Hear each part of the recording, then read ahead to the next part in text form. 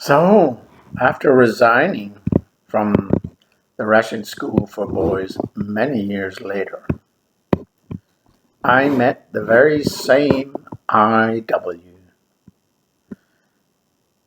in London when he was recruiting as principal of the very same Colombo Britannico in Cali, of which I myself had been vice rector many years before. This was the one and the same school he had disparagingly referred to as Mickey Mouse in my interview in London in 1987. What a coincidence that he should end up where I had been some years later. As I had dinner with him, I pointed out the irony of his comment with glee. He was now the principal of the very same Mickey Mouse Colombo Britannico. Mind you, he only lasted 1 year at the Colombo Britannico. Anyway, what a coincidence. Inasmuch as I think almost all schools in which I have worked, bar one perhaps, are indeed Mickey Mouse, I suppose he was right. It was a Mickey Mouse school. Anyway, he didn't seem to see the humor of the situation and said he couldn't remember the comment. I think he had a poorly developed sense of humor. Anyway, from the interview in London, I went to Belfast to visit home for a couple of days, and I phoned my friend JF, who wanted me to go to Dublin to meet him to discuss a mapping project for which he hoped to get US funding. This was an excellent project, I have no doubt whatsoever. It was to do with history and geography and anthropology and uniting communities in a border area between Northern Ireland and the Republic. I was very interested in it. JF suggested I forget about Dubai. I was really interested. But as JF said, there might be a delay in getting the money. I told him that if I were offered the job in Dubai, I would have to take it. I'm glad I didn't forget about Dubai because that was the last time I ever heard from JF. Well, not actually true. Subsequently, when I arrived in Adelaide, I tried to contact him. I got a feeble response, basically. So, yeah, I haven't really managed to meet up with him, and it's another example of a disappointing friendship. Sometimes you can just try too hard with some people. Sometimes I'm just a little bit slow to get the message. Anyway, on the plane to Dubai, there were several new teachers, about a dozen in fact. The first surprise was when we arrived at Dubai and we were met off the plane not by the pleasant, genial IW who had interviewed us in March. No, but by a loud and overbearing female who turned out to be the headmistress of the girls' school in Dubai, Catherine M. She announced to us that, quote, Mr. IW had not yet returned from the UK, unquote, which was true, but not the whole truth, by a long chalk. Over the next few days, the truth finally came out in dribs and drabs from Catherine M. According to her, IW had got his brief seriously wrong from the Board of Governors. IW thought they had wanted an international school with an international curriculum, with the international baccalaureate. But what they really wanted was a British school with a British curriculum, just like the one she was running for the girls. Surprise, surprise. Catherine M.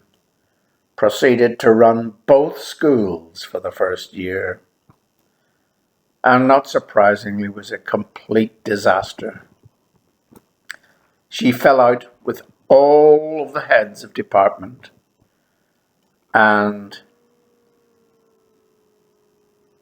one by one, she hadn't picked them, so she got rid of them. Unfortunately for me, this included my head of science, Jerry, who was an excellent head of department, I have to say. He could not stand her, and unfortunately,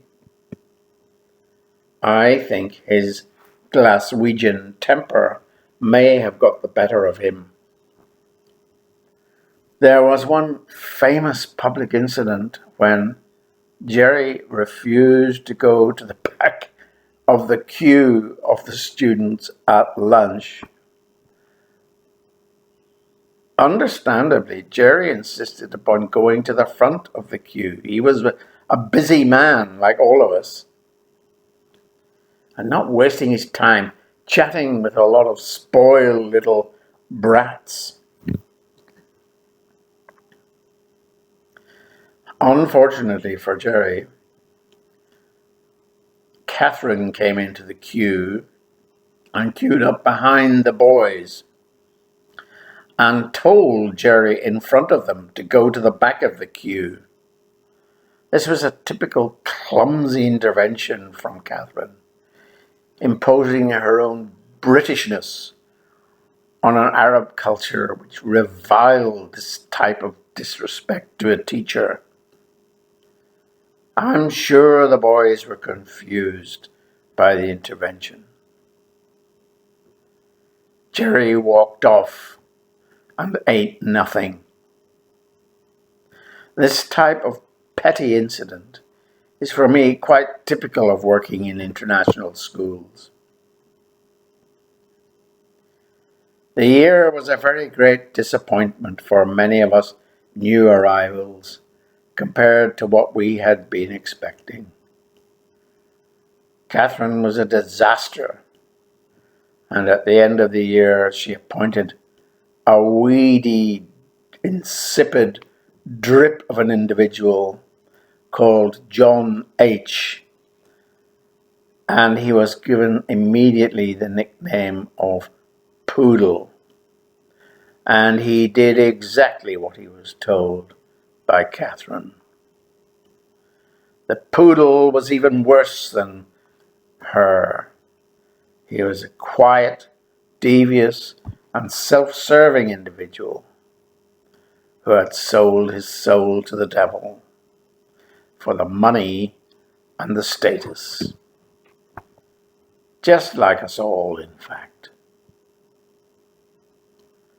In short, he was the typical careerist teacher of the 80s and 90s that you might find in the Middle East.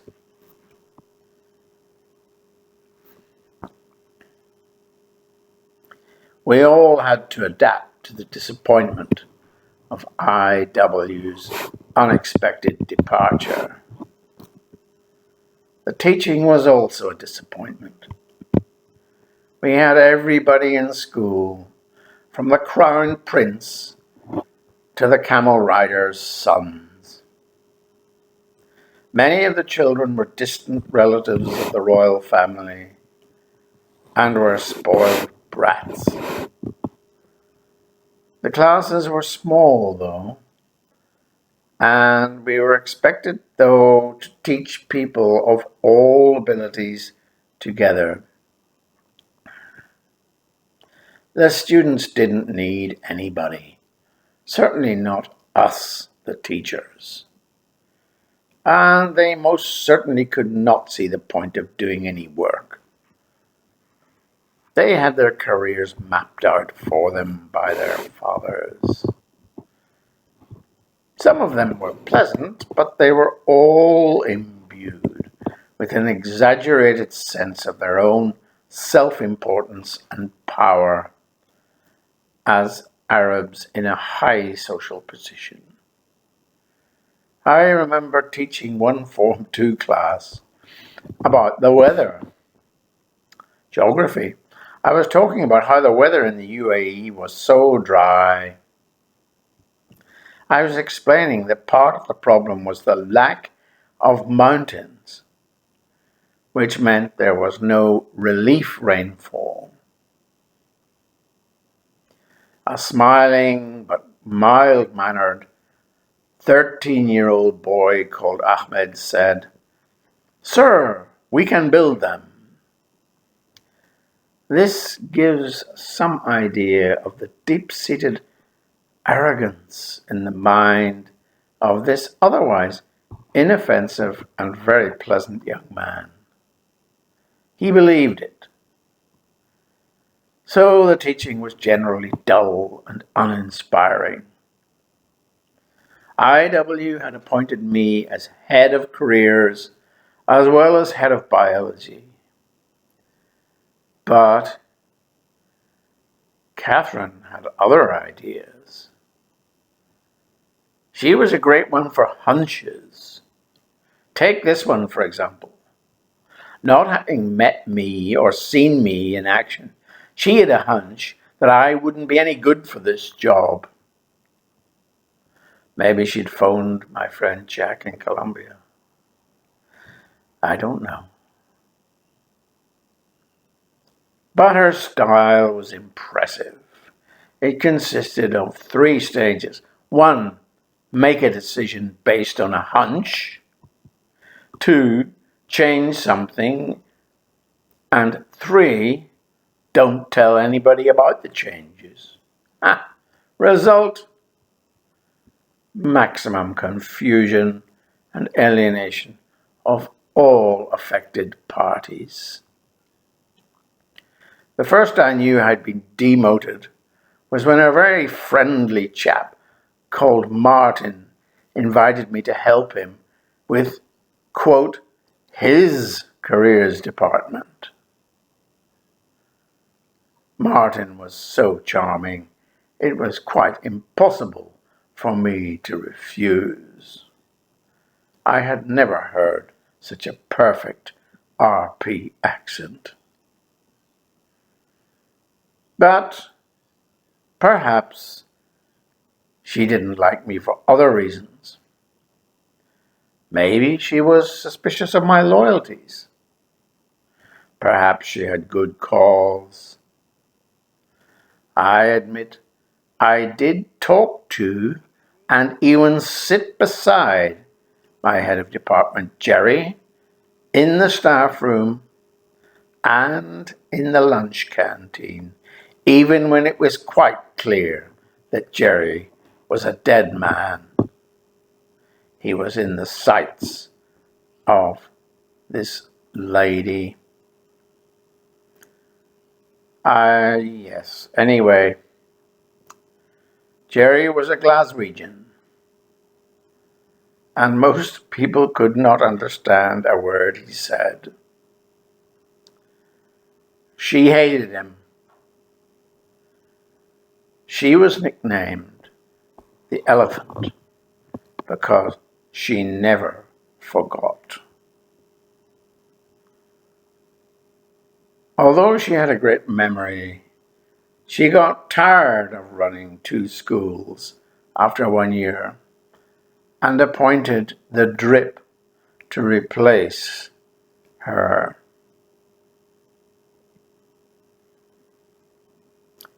And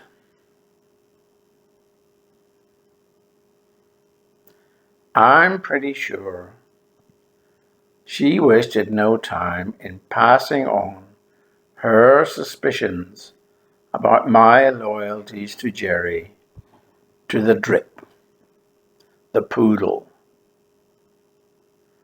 This might explain why he didn't speak to me for the first year. I mean, the Poodle. A major achievement in our flashy but tiny school in which there were less than 20 staff and about 100 students. Perhaps he didn't speak to me because, being English, he thought he wouldn't be able to understand my Irish accent if I spoke. Nobody could understand Jerry, and I sat beside him at lunch. Perhaps the Drip thought being unintelligible was contagious. I will never know because he never spoke to me. A bit more about the Drip, the Poodle. We are not sure how he had this nickname, but it's something to do with his thin and gangling appearance. He was a tall man, but his posture was curved, and he almost never seemed to stand up straight. No matter what you said to him, there was nearly always a lengthy pause before a half-hearted, insipid, and unconvincing response was delivered with a watery look in his eye. He was definitely not the sort of chap about which a girl might say to herself, "What a spunky fellow."